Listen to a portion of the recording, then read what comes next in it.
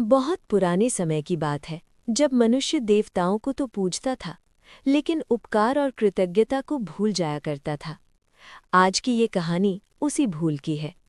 इसी जंगल के पास रहता था एक गरीब लकड़हारा, जिसका नाम था केशव। ईमानदार था, मेहनती था, पर किस्मत ने हमेशा परीक्षा ही ली। घर में बीमार माँ थी और कई दिनों से चूल्हा ठंडा पड़ा था। फिर भी केशव ने कभी बेईमानी का रास्ता नहीं चुना। केशव बोला, हे प्रभु, धन नहीं चाहिए, बस इतनी शक्ति देना कि ईमान से जी सकूं। एक दिन लकड़ी काटते समय उसकी कुल्हाड़ी फिसलकर सीधे नदी में गिर गई। अब रोजी का सहारा भी चला गया।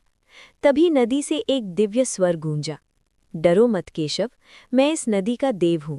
देव बोले, इन तीनों में से बताओ, तुम्हारी कुल्हाड़ी कौन सी है?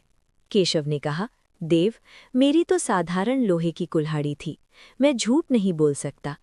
देव प्रसन्न हुए, तुम ईमानदार हो, इसलिए तीनों कुल्हाड़ियां तुम्हारी हुईं। उस दिन के बाद केशव की जिंदगी बदल गई, गरीबी चली गई, सम्मान आ गया। लेकिन जब ये बात गांव में फैली तो कुछ लोगों के दिल में ईर्ष्या और लालच पैदा हो गया।